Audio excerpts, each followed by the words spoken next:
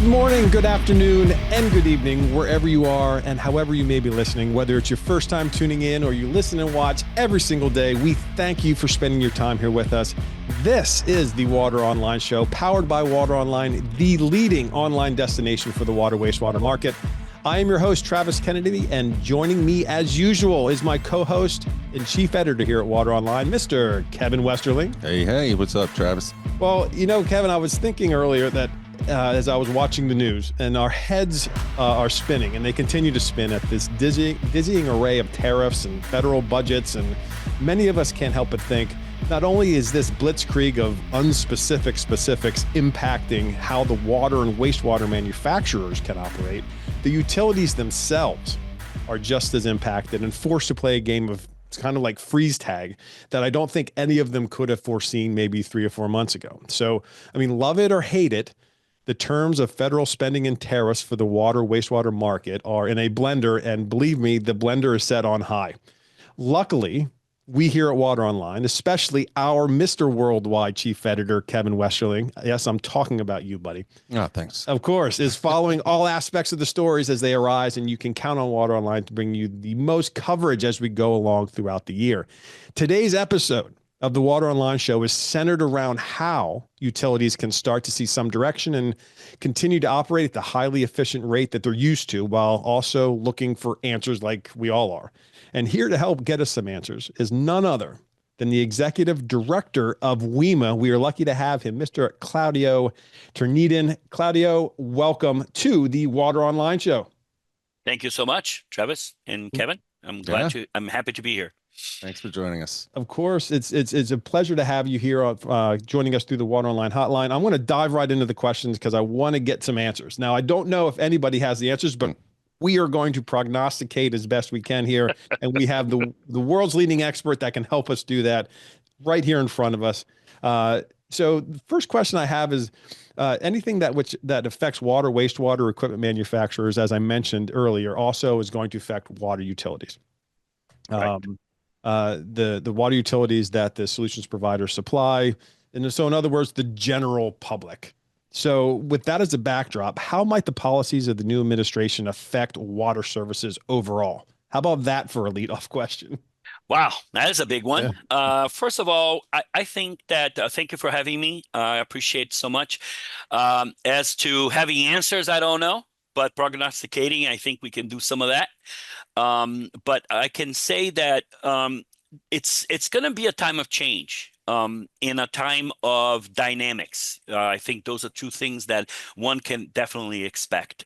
The people voted to have action, right? And that's what this administration is doing. And they are providing with those voters with the activity and actions that they were expected to provide. So I think what we're seeing is some really fast moving actions that will, in one way or another, provide direction to the utilities. So the funding piece is the first big piece, right? And we want to make sure that that funding is there. I think that Congress, again, is bipartisan.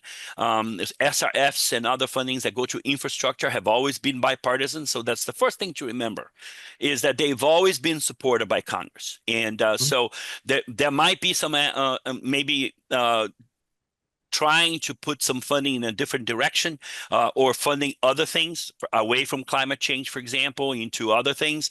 But infrastructure has always been bipartisan. So that's always good to remember, right? That that we always, in different administrations, when they defunded SRFs, the other party helped fund it again. So that has been a thing that we always counted on, and we'll continue to. And we'll everybody, and I'm sorry to interrupt you, but it is a point to know that as I can gather, and I think many of us out there can agree, most citizens, most Americans want both sides of the aisle working together. Correct. That is the end goal that a lot of citizens have. But especially when it comes to infrastructure, and I think we are going to continue to see that. We'll get to tariffs and all of that later. But so the most important thing to keep in mind is infrastructure funding has always been bipartisan. Yeah, you mentioned we'll talk about tariffs later, but Could we dive in right now? Are you ready? Let's do it. Come on, Claudio. Let's dive in. Can we do it? Sure. All right. All Let's right. get in there. So, I mean, you obviously deal with the manufacturers, and so we're talking about, all these products that they need sometimes from overseas, cross borders. So, when it comes to the manufacturers' concerns around these tariffs, how are they going to grapple with them, or how are they now, in this time of uncertainty?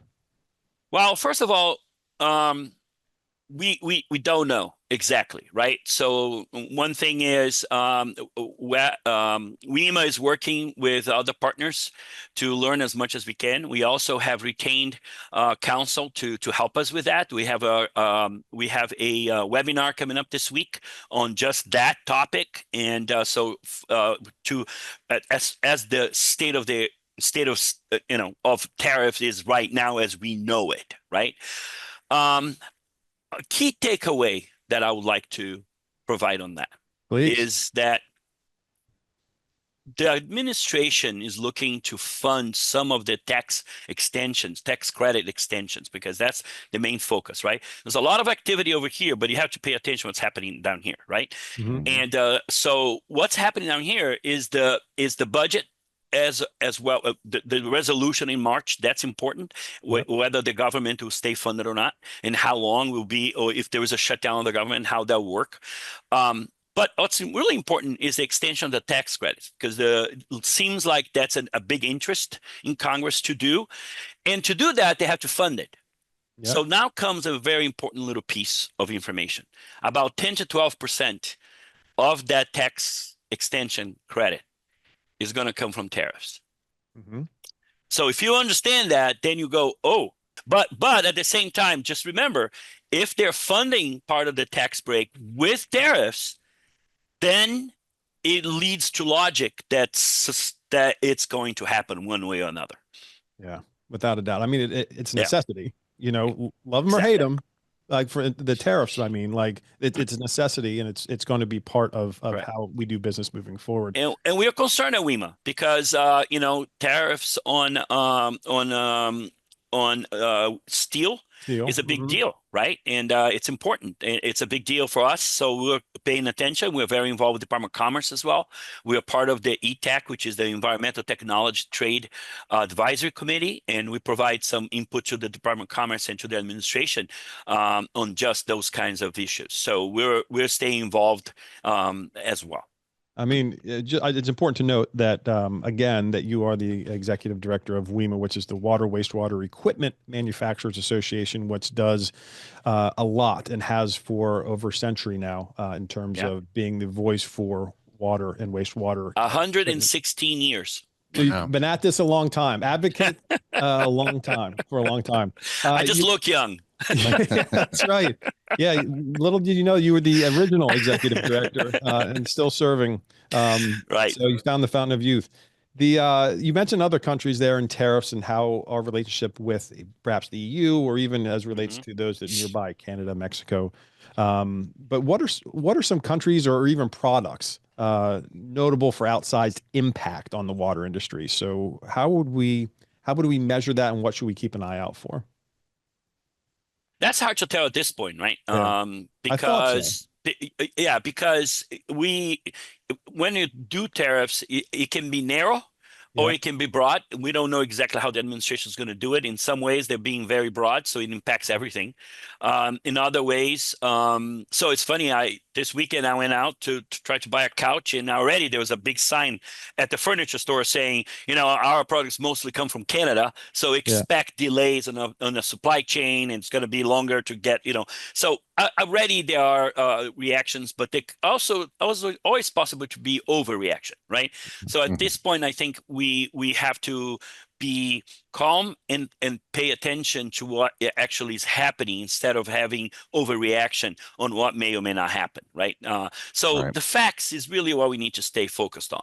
And so that's what WEMA is planning on doing, is stay focused on, okay, these products, those products, but steel right now is the big one, right? And so we will have to figure out what that means exactly. But Canada, Mexico impacts as partners, that can have an impact on a water wastewater sector. Of course, China as well, because a lot of the products that do come from that, we are very aware of those because we've been working with BABA already. So, Build America, Buy American. So we already have a sense of what some of that impact is, and that's the other piece, right? How those two things work together is what we're trying to understand. Right. So, without having all the specifics and still like maintaining cool head about like what may or may not happen. Correct. Do you have any like general advice for utilities to brace against any potential disruption of service or cost concerns or any other negative consequences that could come? Like, how do you prepare for what we don't even know is coming, but keep yourself safe there? I think utilities, the utilities who are our partners, they are project owners, partners of our equipment manufacturers. I think what they need to be doing is looking ahead and planning ahead. They need to be making sure that they are talking to their consultants and making sure they understand what the impact of some of these things are or come up. A lot of times they don't think it impacts them, and they put, utilities. Again, they are pragmatic organizations, and so sometimes pragmatism can be confused with head in the sand, right? So I think it's important to separate those two things and to be in touch with your equipment manufacturers, not assume that just pushing it down the liabilities, if you will, or the responsibilities is going to solve your problem. A lot of times, well, we'll just put an extra sentence on the procurement document that says you must be compliant and da, da, da, da. Right. Yes, but I think what you really need to be doing is talking to them, talking to your consultants, be involved, be engaged, and I think that's the most important, I would say, advice I'll give to utilities, having been in a with utilities at WEF for 10 years, and even before that with the Research Foundation. My advice, in having done policy work for utilities, is that they stay engaged and that they stay in touch and they know what's happening. I mean, open communication has always been an important part of these transactions, and a lot of equipment manufacturers and solutions providers out there are striving towards a more consultative and relationship-based agreement. Yes. Very relational versus how it might have been 20, 30, 40 years ago. So the timing seems right for it. You can never get too much information, especially around specifics related to these ever-changing times. Let's take a more optimistic look and look forward there if we can, right? So we talked a little bit about what you should be careful of and cautious of. Yeah. But I want to talk in terms of optimism and cutting the red tape on projects, right? Not cutting all of it out, but easing some of the regulatory burdens or any other upside that might be realized in terms of saving money. So let's talk upside. Is there any upside here? And what should we be looking at in terms of saving money, time, anything like that? That might be. I think that one of the things that we're looking forward to getting out of all this is that there will be more time for the agencies to make decisions. So one of the big issues, for example, OMB on BABA issues, that they get timelines. They don't get to sit on requests for a waiver or no waiver for forever, right? So timelines will really help certainty. And that's what we're hoping. I think that on the bright side is that we can get more accountability, which seems to be what the administration's focusing on. Accountability comes timing, and timing is good for business, right? The more certainty on time, the better off we're all going to be. And that is something we're going to definitely be pushing for.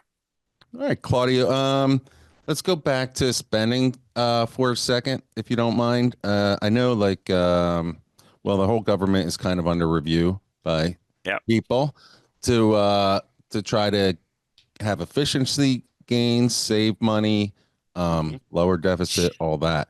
But we've been talking for years about how the water wastewater industry is in need of money. So, I mean, how do you think just this review process on spending and like the general austerity principles of the federal government, how do you think that could affect short and long-term plans for renewing our infrastructure? Or do you think, as you said before, that since it's mostly a bipartisan issue, that these things will still happen? There's no way to know for sure, right? Because there's also politics, right? And the politics of DEI, the politics of climate change. So that's playing out. We can see that in the news every day in the last 20 days. So, but again, infrastructure is bipartisan, right? The majority of the projects right now, I believe, are in red states.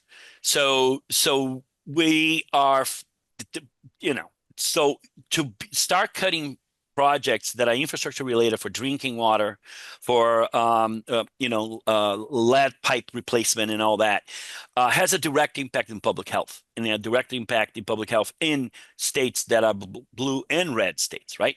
So my thinking is that even if there is a slowdown of funding for a little bit, although talking to the states, we're finding out that that's not really the case. Although states are all over the place because it depends on how fast they're spending money, how fast they are downloading their funding. But the reality is there hasn't been really a stoppage. So that's good news. This is talking to the states directly and with EPA as well. So we think that, it may be a slowdown while this review is happening, Kevin, as you mentioned.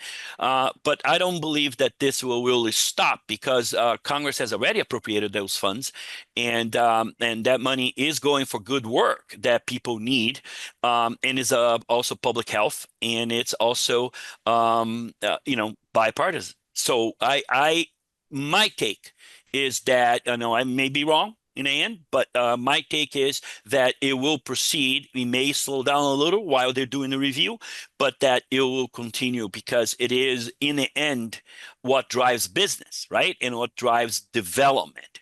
Because water and good drinking water and sewage treatment and wastewater treatment is good for everybody, right? It's sort of the tide that raises all boats. So I think that in the end, there may be a slowdown, maybe, but I think we'll continue on the path of what we have for a while. So that's optimistic. I like that. Yeah. Yeah. And remember, some of this is earmarked too. Looks good. Yeah. I mean, we are on an optimistic kick here, right? I mean, we are, right? Yes. To Claudio's point, it's bipartisan. It's already earmarked. I want to talk a little bit about, if we could switch gears just from funding to regulations. So we talked some about tariffs. We talked about money. We talked about funding. Regulations play a role in this. So there's actually kind of a two-part question for you. And the first one is just specifically, are there any regulations that are under any kind of scrutiny right now that you can tell at the moment? All of them are, right. All of them are. Some of them are more jeopardy because of their timing, right? Of when they came through. They're all on the list. Right. And the appointed or nominated appointee for the Office of Water, Jess Kramer, is very, very smart person, knows the process really well. She is knowledgeable, experienced, and so are the staff working with her. Jennifer McLean on the drinking water at EPA, same thing with Andrew Sawyers. These are very knowledgeable folks. The Office of Science and Technology is going through some changes because Deborah Nagel has retired. But and that's a lot of the regulations go through that. So I think PFAS is going to be a lot of attention, get a lot of attention, as it should.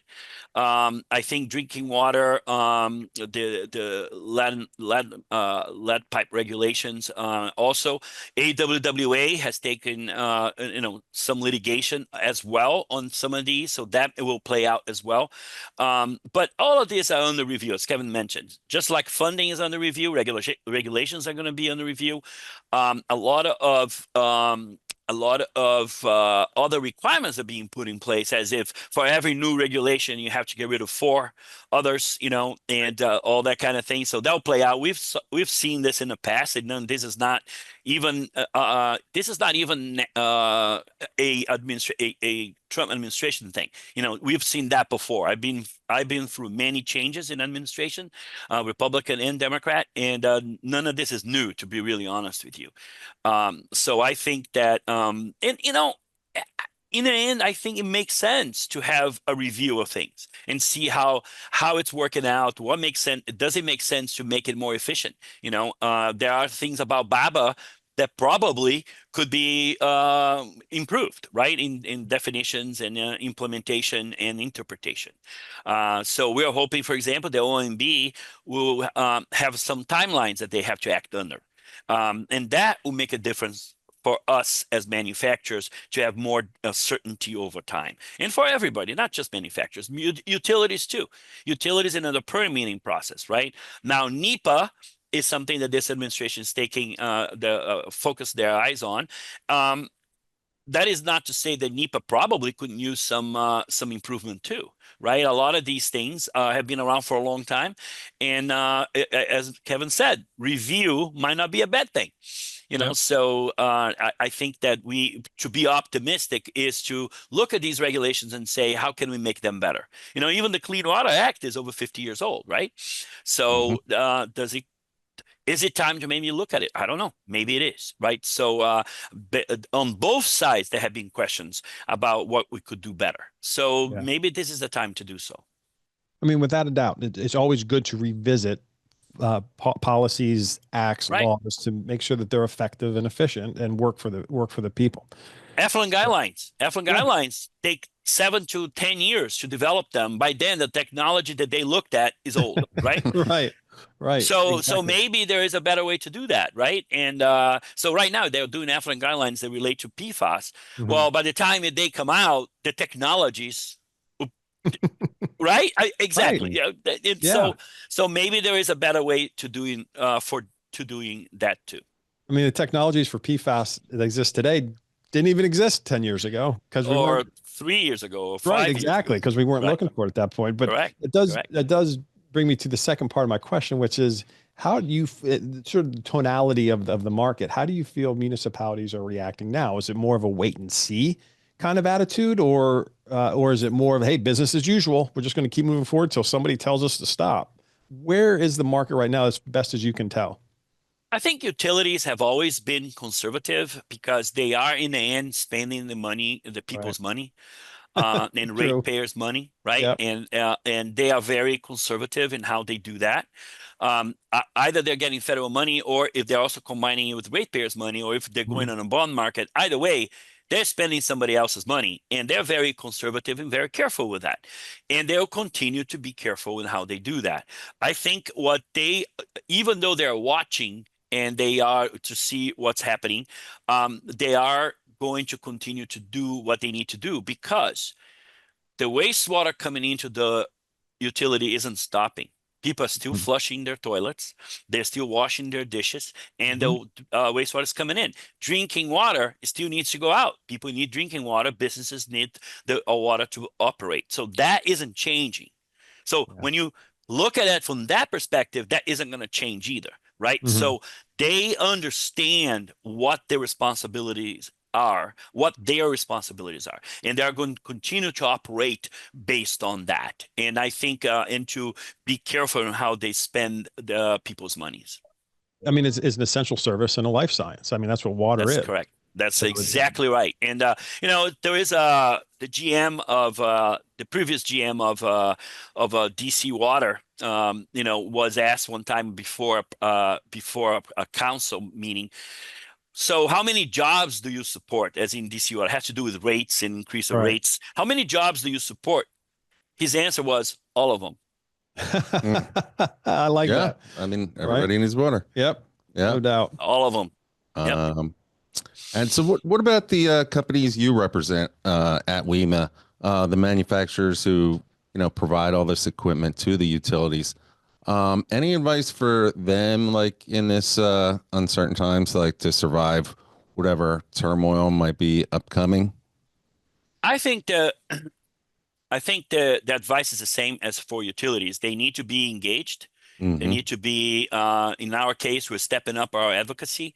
They need to be engaged in whatever groups they're engaged in. Of course, WEMA being one of them, I hope.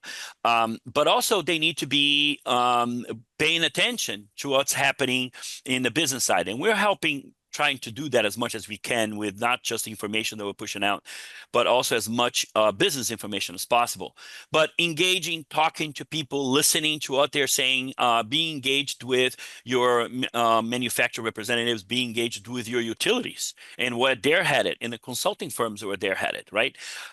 So I think that as much information, I think Travis mentioned that earlier, being good consumers of information is really what I think our members need to be doing. You need to be smart consumers of information and not let the noise, there's a lot of noise too. And there's a lot going on. Everything you read tells you there's a lot of noise over here, but paying attention to what really matters. And that's part of what we're trying to do as WEMA, is to provide as much as that as possible between the webinars we're providing, between the Washington Forum in April that we hope folks will come to understand what's the real information you need to know. Well, you do a great job of it, and us too. We aspire to the same. So, well, I mean, no, you do a good job with that too. Well, thank you. I mean, it goes without saying I'm that fishing for compliments there. my gosh, brought bait and tackle and the whole thing. But I will say that that WEMA does an amazing job and has for over a century, well over a century, of being advocates for not just the equipment manufacturers, but the market and the industry as a whole. So yeah, we're trying to do better. And be more efficient as well. So we've been working on that a lot, and we have a very good support from our board, and so in our committees, and the great work that folks are doing to help us with that. So I think overall we're continuing to improve on the work that previous executive directors have done, and the good work that they have done. So I strive to continue to improve on the work that they have done. So if I was to summarize what we talked about today, the advice that we would give utilities out there based on all the things that are happening is try not to pay too much attention to the noise, but pay attention to the facts. Pay attention to what's really happening, and make sure that there's open communication, not just with your equipment manufacturers, but with your consultants and with anybody and everybody that can act as project owners. Yep. Project owners. Yep. Exactly. Anybody that can also act as a liaison between you and what's actually happening in Washington, D.C. And open communication is key here, as it is with your constituents. If you're a utility, having open communication with your constituents is just as important. So make sure that we are not being shy about wanting to get the facts and the right info out there and making decisions based off of that. Claudio, I appreciate you coming on. Yeah, I feel better. After this. I do. Like this was eye-opening. We'll be good. Yes. Right. Yeah. I kind of feel like I didn't know what to expect. It's going to be all right. It's going to be all right. Could be bad news, could be good news, but at the same, walking out of here, I feel I'm up for it. Like I'm right. So right. But most importantly, and think again, is to be paying attention, right? Yeah. If you're paying attention, that's the thing. When you're not paying attention is when things happen, right? Yeah. Lethargy is the problem. And but other than that, I think paying attention and making sure that you separate facts from excitement. Without a doubt, words to live by, just in general. That's correct. That's correct. Exactly right. Claudio Tanidin from WEMA, thank you very much for joining us here today. And thank all of you out there for joining us and spending your time here with us on the Water Online Show. We can't wait to see you next time, and we hope you have a great rest of the week. And we will check in with everybody very soon.